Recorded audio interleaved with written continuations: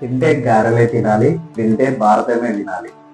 ముందు ఎపిసోడ్లో మనం రాజర్షిగా ఉన్న విశ్వామిత్రుడు బ్రహ్మర్షిగా ఎలా అయ్యాడు, అలా అయ్యే క్రమంలో తపస్సు చేస్తూ ఉండగా ఆ తపస్సును భగ్నం చేయడానికి ఇంద్రుడు మేనకను పంపించడం, వారి ఇద్దరి కలయిక వల్ల అత్యంత అందమైన శకుంతల జన్మించడం, శకుంతల దుష్యంతుల ప్రేమ కథ, వారికి భరతుడి జన్మించడం, అలాగే ఈ కురువంశం యొక్క రాజుల గురించి, అంటే అందరు కాదు కొంతమంది రాజుల గురించి తెలుసుకుందాం. అయితే ఈ ఎపిసోడ్ లో గంగాదేవి శంతనుడి యొక్క ప్రేమ కథను, అలాగే భీష్ముడి యొక్క జన్మ రహస్యాన్ని కూడా తెలుసుకుందాం. దానికన్నా ముందు ఈ వీడియోని లైక్ చేయండి, వీలైతే ఈ ఛానల్ని సబ్స్క్రైబ్ చేసుకొని మీ ఫ్యామిలీ మెంబర్స్ కి కూడా షేర్ చేయండి. హాయ్ ఫ్రెండ్స్, దిస్ ఇస్ చిన్న. Welcome to mysteries of India.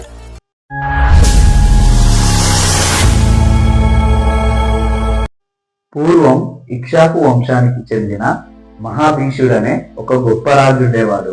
ఆ రాజు అనేక యజ్ఞయాగాలు చేసి బ్రహ్మలోకంలో స్థానాన్ని సంపాదిస్తాడు. అయితే ఒకానొక సమయంలో బ్రహ్మదేవుడు తన సభను నిర్వహించగా ఆ సభకు దేవతలు, గంధర్వులు, యక్షులతో పాటు ఈ మహాభీషుడు కూడా వెళ్తాడు. అదే సమయంలో బ్రహ్మను దర్శించుకోవడానికి గంగాదేవి అక్కడికి వస్తుంది. అత్యంత సౌందర్యవతి అయిన గంగాదేవిని మహాభీషుడు చెడు ఉద్దేశంతో చూస్తాడు. అది గమనించిన బ్రహ్మ కోపంతో మహాభీషుడిని భూలోకంలో జన్మించమని శపిస్తాడు. తన తప్పును తెలుసుకున్న మహాభీషుడు వెంటనే బ్రహ్మ దగ్గరికి వెళ్ళి, నన్ను క్షమించండి, నేను భూలోకంలో ఒక గొప్ప రాజు అయిన ప్రతీపునికి కుమారుడిగా జన్మిస్తానని కోరుతాడు. దానికి బ్రహ్మదేవుడు అంగీకరిస్తాడు. అయితే ఈ మహాభీషుని చూసిన గంగాదేవి కూడా ఇష్టపడుతుంది. తన గురించి ఆలోచిస్తూ తిరిగి వెళ్తుండగా తనకి అష్టవసువులు ఎదురుపడతారు. ఈ అష్టవసువులు ఎవరంటే వీరు ఒక దేవతా స్వరూపులు. ఈ అష్టవసువులు ఎదురుపడి, తల్లి, మేము వశిష్ఠ మహాముని యొక్క శాపానికి గురయ్యాము. వశిష్ఠ మహాముని మమ్మల్ని భూలోకంలో జన్మించమని శాపాన్ని ఇచ్చాడు. అయితే ఒక పుణ్యవతి అయిన స్త్రీ గర్భంలో జన్మించాలని మేము నిర్ణయించుకున్నాము. మీకన్నా పుణ్యవతి ఎవరు ఉండరని మీ దగ్గరికి వచ్చాము. అయితే మహాభీషుడు భూలోకంలో ప్రతీపునికి శంతనుడిగా జన్మిస్తాడు. ఆయనని వివాహం ఆడి నీవు మాకు జన్మనిచ్చి శాపం నుండి విముక్తి చేయమని కోరుతారు. అయితే మహాభీషుడిని ఇష్టపడిన గంగాదేవి వీరి కోరికను అంగీకరిస్తుంది. కొంతకాలానికి భూలోకంలో ప్రతీపుడు అనే రాజు గంగా నది తీరంలో తపస్సు చేస్తూ ఉంటాడు. అయితే ఈ ప్రతీపుడు రాజు దగ్గరికి గంగాదేవి వచ్చి తన కుడి తొడపైన కూర్చుంటుంది. వెంటనే కళ్ళు తెచ్చి చూసిన ప్రతీపుడు, ఎవరు తల్లి నీవు అని అడుగుతాడు. అప్పుడు గంగాదేవి, రాజా, నీవు నన్ను వివాహం చేసుకోమని కోరుతుంది. దానికి ప్రతీపుడు, నీవు కుడి తొడపైన కూర్చున్నావు, కుడి తొడపైన కుమారులు, కుమార్తెలు కూర్చోవాలి, లేదా కోడలు కూర్చుంటుంది. ఎడమ తొడపైన భార్య కూర్చుంటుంది. ఎడమ తొడ అనేది భార్య స్థానం. నువ్వు కుడి తొడపైన కూర్చున్నావు కాబట్టి భవిష్యత్తులో నాకు మహాభీషుడు కుమారుడిగా జన్మిస్తాడు. ఆయనను నీవు పెళ్లి చేసుకోమని చెప్తాడు. దానికి సంతోషించిన గంగాదేవి అక్కడి నుండి వెళ్ళిపోతుంది. కొంతకాలానికి ఈ ప్రతీపునికి మహాభీషుడు జన్మిస్తాడు. ఆయనకు శంతనుడు అని నామకరణం చేసి పెంచుకుంటాడు. కొన్ని సంవత్సరాల తర్వాత ఈ శంతనుడు యుక్త వయసుకు వచ్చి రాగానే ఈ ప్రతీపుడు ఆయనకు పట్టాభిషేకం చేసి తపోవనానికి వెళ్ళిపోతాడు. ఈ పూర్వకాలంలో మన మహాభారత కథలలో చాలా వరకు ఇలాంటివి చూస్తాం. ఒక ఏజ్ వచ్చిన తర్వాత వీళ్ళు తమ కుమారులకి పట్టాభిషేకం చేసేసి ఈ శేష జీవితాన్ని అడవుల్లో తపస్సు చేసుకుంటూ అలానే చనిపోతారు. కాబట్టి వీళ్ళు తపోవనానికి ఈ ప్రతీపుడు వెళ్ళిపోతాడు.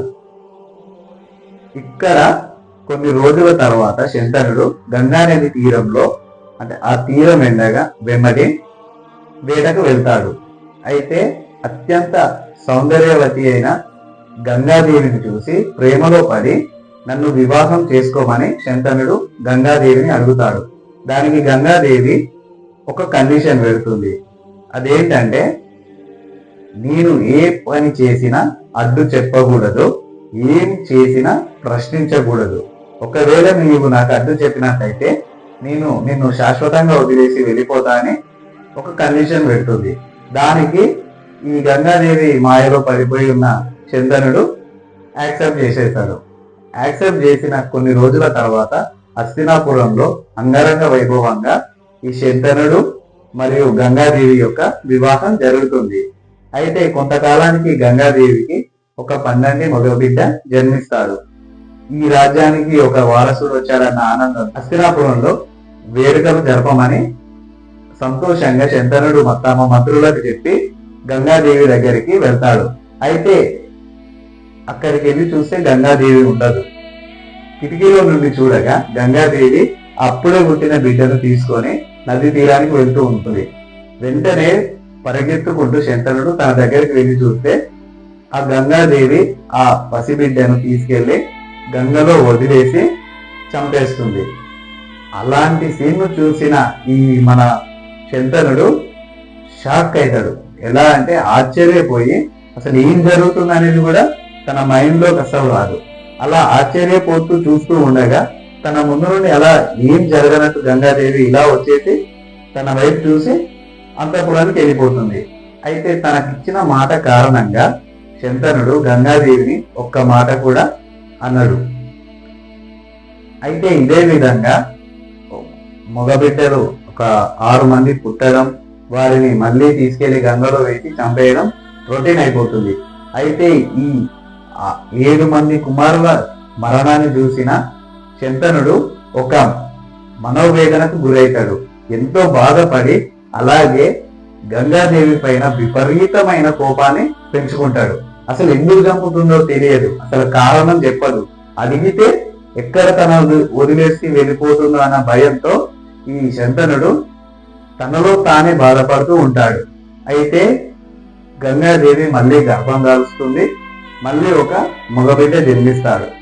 అది చూసిన వెంటనే శంతనుడు ఈసారి ఎలా అయినా సరే గంగాదేవి నుండి ఆ కుమారుని కాపాడుకోవాలని నిర్ణయించుకుంటాడు. అయితే మళ్ళీ యథావిధిగా గంగాదేవి ఆ కుమారుని తీసుకొని నది తీరానికి వెళ్తుంది. ఈసారి వేగంగా వెళ్లి శంతనుడు గంగాదేవిని అడ్డుకుంటాడు. అసలు నువ్వు ఏం చేస్తున్నావు, నీకు పుట్టిన పిల్లలని ఎందుకు చంపుతున్నావు, ఏ తల్లైనా ఇలా చేస్తుందా అని నిలదీస్తాడు. దానికి గంగాదేవి, మహారాజా, నీవు నన్ను వివాహం చేసుకునే ముందే నేను నీకు ఒక కండిషన్ పెట్టిన. అదేంటి, నువ్వు నేను చేసే పనికి ఏ పనికైనా అడ్డు చెప్తే నిన్ను వదిలేస్తా అని ముందే చెప్పా. ఇప్పుడు నువ్వు నాకు అడ్డు చెప్పినందున నేను శాశ్వతంగా నిన్ను వదిలి వెళ్తాను. అయితే ఈ కుమారుడు ఈ 6 మందిని మొత్తం 8 కదా, 8 మందిని ఎలా చంపాను, ఎందుకు చంపాను అనేది మీకు ఇప్పుడు చెప్తానని ఈ అష్టవసువుల యొక్క కథను శంతనుడికి గంగాదేవి చెప్తుంది. ఒకానొక సమయంలో ఈ అష్టవసువులు వశిష్ఠ మహాముని యొక్క ఆశ్రమానికి వెళ్తారు. అయితే వీరికి హోమధేను సంతతికి చెందిన నందిని అనే గోవుతో వశిష్ఠ మహాముని అతిథి సత్కారాలు చేస్తాడు. అయితే ఈ నందిని చూసిన అష్టవసువులలో ఒకడైన ప్రభాసుడి భార్య ఎలా అయినా సరే ఆ ఆవుని తన సొంతం చేసుకోవాలని తన భర్తను కోరుతుంది. దాన్ని విన్న మిగతా వసువులు ఆమెకు వంతెన పారి ఆ ఆవుని దొంగలిస్తారు. తన దివ్య దృష్టితో ఇదంతా చూసిన వశిష్ఠుడు, దేవత స్వరూపులైన మీరు మానవులు లాగా దొంగతనానికి పాల్పడతారా అని చెప్పి వారిని భూలోకంలో జన్మించమని శపిస్తాడు.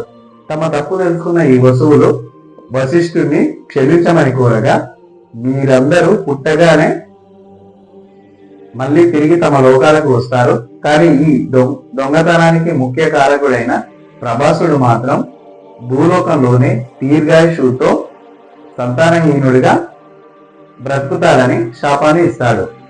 అయితే ఈ 8 మంది వసువులే పుట్టగానే వారికి చంపేసి శాప విముక్తిని చేశానని శంతనుడికి గంగాదేవి చెప్తుంది. అయితే ఎనిమిదవ కుమారుని మాత్రం నేను ఒక వీరుడిగా తీర్చిదిద్దిన తర్వాతే మీ దగ్గరికి తీసుకొని వస్తానని చెప్పి అక్కడి నుండి వెళ్ళిపోతుంది. అయితే ఇదంతా స్టోరీ విన్న శంతనుడు ఎంతో దుఃఖిస్తాడు. తను చేసిన తప్పు ఏంటి అనేది తెలుసుకుంటాడు. అయితే తిరిగి హస్తినాపురానికి వచ్చి ఈ శంతనుడు తన కొడుకు గురించి అలాగే గంగాదేవి గురించి ఆలోచిస్తూ ఉంటాడు. ఒకనొక సమయంలో శంతనుడు ఈ గంగా నది తీరం వెంట నడుచుకుంటూ వెళ్తూ ఉండగా ఒక ప్రదేశంలో గంగా నది పూర్తిగా ప్రవాహం ఆగిపోయి ఉంటుంది. ఏంటా అతను ఎందుకు ఆగిపోయిందని ఆతృతతో వెళ్ళి చూస్తే అక్కడ 16 ఏళ్ల బాలుడు తన బాణాలతో గంగా నదికి ఆనకట్ట వేసి గంగా ప్రవాహాన్ని నిలిపివేయడం చూస్తాడు. వెళ్ళి, బాలుడా, ఎవరు నీవు? ఇంత పరాక్రమవంతుడైన నీ తల్లిదండ్రులు ఎవరని అడుగుతాడు.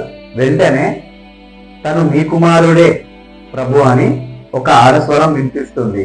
వెనక్కి తిరిగి చూడగా గంగాదేవి అక్కడికి వస్తుంది. ప్రభు, ఈ పరాక్రమమైన బాలుడు మీ కుమారుడే. ఈ కుమారుడు వశిష్ఠుని దగ్గర వేదాలను, అలాగే శుక్రుడు బృహస్పతి దగ్గర పరశురామునికి సమానమైన ధనుర్విద్యను అభ్యసించాడు. అయితే ఈ కుమారుని నీకు చెప్పినట్టుగానే పరాక్రమవంతుడిని చేసి మీకు ఇచ్చాను.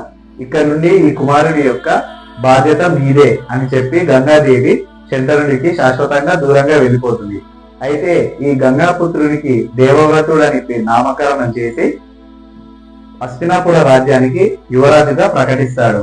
అయితే కొంతకాలానికి శంతనుడు యమునా నది తీరంలో నడుచుకుంటూ వెళ్తూ ఉండగా యమునా నదిలో పడవ నడుపుతున్న సత్యవతిని చూశాడు. ఈ సత్యవతి ఎవరో మీకు తెలుసు కదా. మనం మొదటి ఎపిసోడ్ లో వేదవ్యాసుని యొక్క జననం అనే ఎపిసోడ్ లో చెప్పుకున్నాం. ఆ సత్యవతి మత్స్యగంధే ఈ సత్యవతి. అయితే సత్యవతిని చూడగానే తన అందానికి ముగ్ధుడైపోయిన శంతనుడు తనని వివాహం చేసుకోమని అడుగుతాడు. అయితే సత్యవతి వెంటనే, మా తండ్రి గారైన దాశరథు ఒప్పుకుంటే నేను మిమ్మల్ని వివాహం చేసుకుంటా అని చెప్తుంది. వెంటనే శంతనుడు దాశరథు దగ్గరికి వెళ్ళి, అయ్యా, నేను మీ కుమార్తెను పెళ్లి చేసుకుందాం అనుకుంటున్నాను, నాకు ఇచ్చి వివాహం చేయండి, నేను హస్తినాపుర రాజ్యానికి రాజునని చెప్తాడు. వెంటనే ఈ దాశరాజు, మీకు మా కుమార్తెనిచ్చి పెళ్లి చేయడానికి ఎలాంటి అభ్యంతరం లేదు, కానీ నా కుమార్తెకి పుట్టిన సంతతే హస్తినాపుర రాజ్యానికి రాజు అవ్వాలి, అలా అయితేనే నేను మీకు మా కూతుర్నిచ్చి పెళ్లి చేస్తానని చెప్తాడు. అయితే ఇక్కడ ఒక క్వశ్చన్ వచ్చింది శంతనునికి. అదేంటంటే, ఆల్రెడీ దేవవ్రతుడిని యువరాజుగా ప్రకటించాడు. యువరాజుగా ప్రకటించిన వాడే నెక్స్ట్ రాజు అవుతాడు. అయితే ఇప్పుడు దాశరథు పెట్టిన కండిషన్ ప్రకారం సత్యవతికి పుట్టబోయే సంతానం నెక్స్ట్ ఈ రాజ్యానికి, హస్తినాపుర రాజ్యానికి రాజు అవ్వాలి. అలా అవ్వాలంటే దేవవ్రతునికి అన్యాయం జరుగుతుంది. సో కొడుక తను కలరగన్న భార్య అనే క్వశ్చన్ కి శంతనుడు కొడుకునే ఎంచుకొని మౌనంగా అక్కడి నుండి వెళ్తాడు. అయితే అక్కడి నుండి వచ్చిన శంతనుడు నిరంతరం సత్యవతి యొక్క జ్ఞాపకాలతోనే, సత్యవతి యొక్క ఆలోచనలతోనే ఉండి ఈ రాజకార్యాలు ఏవి కూడా పట్టించుకోకుండా గదిలోనే ఒంటరిగా ఉండిపోతాడు. దాన్ని గమనించిన ఈ దేవవ్రతుడు తన తండ్రి యొక్క బాధకి కారణాన్ని మంత్రుల ద్వారా తెలుసుకొని దాశరాజు దగ్గరికి వెళ్తాడు. దాశరాజు దగ్గరికి వెళ్ళి, నేను ఈ రాజ్యాన్ని వదులుకుంటాను, నీ కుమార్తెనిచ్చి మా నాన్నగారికి వివాహం చేయండి అని దేవవ్రతుడు దాశరాజుని అడుగుతాడు. అయితే దాశరాజు, ప్రభు, మీరెంతో గొప్పవారు, వయసులో చిన్నవాడైనా కానీ నీ తండ్రి యొక్క సంతోషం కోసం రాజ్యాన్నే వదులుకుంటున్నావు, కానీ నీకు పుట్టబోయే పిల్లలు నీ అంత గొప్పవాళ్ళు అవుతారని గ్యారెంటీ ఏముంటదని ఈ దాశరాజు దేవవ్రతుని అడుగుతాడు. దానికి దేవవ్రతుడు ఆలోచనలో పడి ఆ సత్యవతిని, దాశరాజుని హస్తినాపుర రాజ్యానికి తీసుకొని వచ్చి ఆ రాజ్యసభలోకి ఎంటర్ అవుతాడు. ఇప్పుడు వీరిని చూసిన శంతనుడు షాక్ అవుతాడు. ఎందుకంటే దేవవ్రతునికి సత్యవతి గురించి తెలియదని శంతనుడు అనుకుంటాడు. అయితే ఈ శంతనుడు సత్యవతిని పెళ్లి చేసుకుంటారా? అసలు రాజ్యాన్ని వదులుకోవడానికి రెడీ అయిన దేవవ్రతుడు నెక్స్ట్ తనకు పిల్లలు కాకుండా ఉండాలంటే పెళ్లి చేసుకోవద్దు అంటే పెళ్లి చేసుకోకుండా ఉంటాడా? ఈ రెండు ప్రశ్నలకు సమాధానం మనం నెక్స్ట్ ఎపిసోడ్ లో తెలుసుకుందాం. Thank you.